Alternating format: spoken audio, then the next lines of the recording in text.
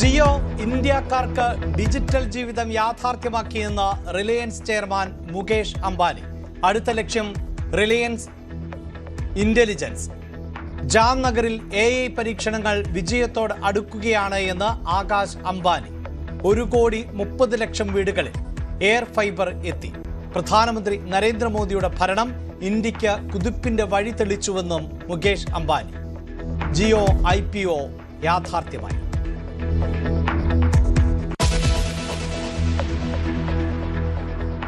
മുതിർന്ന മാധ്യമപ്രവർത്തകൻ NRS ബാബു അന്തരിച്ചു. ദീർഘകാലം കലാകൗമുദി പത്രാധിപർ ആയിരുന്നു. അന്ത്യം തിരുവനന്തപുരം പട്ടത്തെ വസതി. ചരിത്രമാകുന്നത് അന്വേഷണാത്മക റിപ്പോർട്ടിംഗിൽ വ്യക്തിമുദ്ര പതിപ്പിച്ച പത്രപ്രവർത്തകൻ.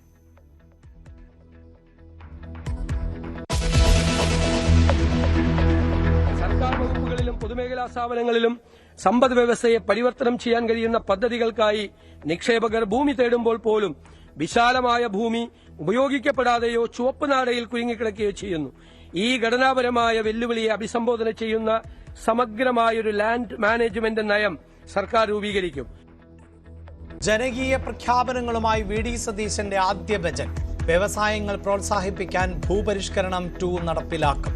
കടൽ തീര സാധ്യതകൾ പ്രയോജനപ്പെടുത്താൻ മിഷൻ സമുദ്ര പദ്ധതി. അന്തർദേശീയ മാരിടൈം മ്യൂസിയം പ്രഖ്യാപിക്കുമെന്നും ബജറ്റ്.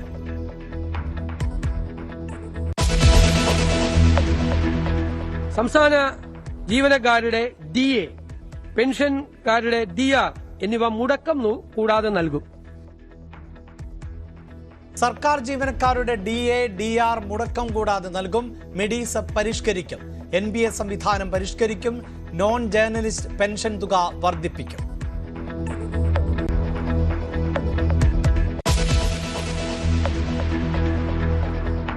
റബ്ബറിന്റെ താങ്ങുവില 250 രൂപയായി ഉയർത്തി. വനിതാ കർഷക വികസനത്തിനായി പ്രത്യേക പരിപാടി. മലയോര മേഖലയിൽ ബഹുവിള കൃഷിരീതി പ്രോത്സാഹിപ്പിക്കും. പാലിന്റെ പ്രതിദിന ഉൽപാദനം 1 കോടി ലിറ്ററായി ഉയർത്തും.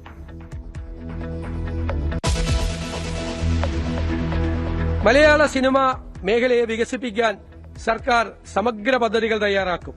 ഇതിന്റെ ഭാഗമായി JC Daniel international film city ചിത്രനഗരം കൊച്ചിയിൽ സ്ഥാപിക്കും.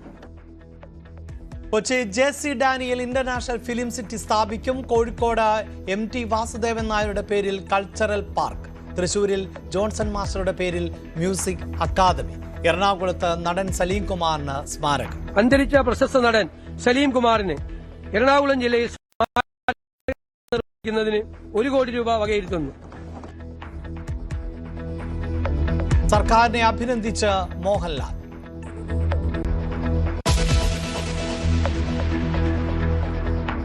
ബജറ്റിൽ ഉയർന്നു വന്നത് വൻകിട കോർപ്പറേറ്റ് താൽപര്യങ്ങളെന്ന പ്രതിപക്ഷ നേതാവ്. തീരമേഖല സ്വകാര്യ മേഖലയ്ക്ക് തീരെഴുതുകയാണോ എന്ന ആശങ്കയെന്നും പിണറായി വിജയൻ. വീര്യം കുറഞ്ഞ മദ്യം നിർമ്മിക്കാനുള്ള സൗകര്യം സർക്കാർ ഒരുക്കിക്കൊടുക്കുന്നുവെന്നും വിമർശനം. റബ്ബറിന്റെ താങ്ങുവില ഉയർത്തിയതിൽ സന്തോഷമെന്ന് ജോസ് കെ മാണി.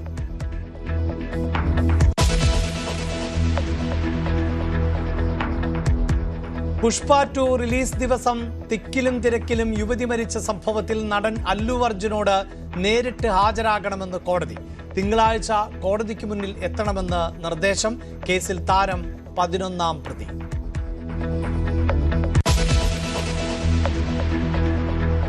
രാജ്യത്ത് ടെലഗ്രാം നിയന്ത്രണം തുടരും.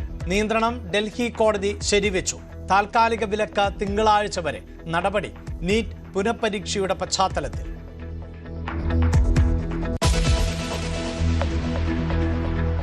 മാസപ്പടിക്കേസിൽ EDയുടെ നിർണായക നീക്കം. വീണാറ്റിയുടെ തിരുവനന്തപുരത്തെ ബാങ്ക് ലോക്കറിൽ പരിശോധന വീണയുടെ സാന്നിധ്യത്തിൽ ബാങ്കിന് മുന്നിൽ അതീവ സുരക്ഷ. പരിശോധന തുടരന്വേഷണത്തിന്റെ ഭാഗമായി.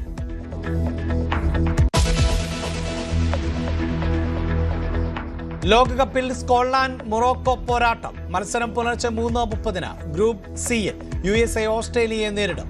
തുർക്കിക്ക് എതിരാളികൾ പരാഗ്വേ.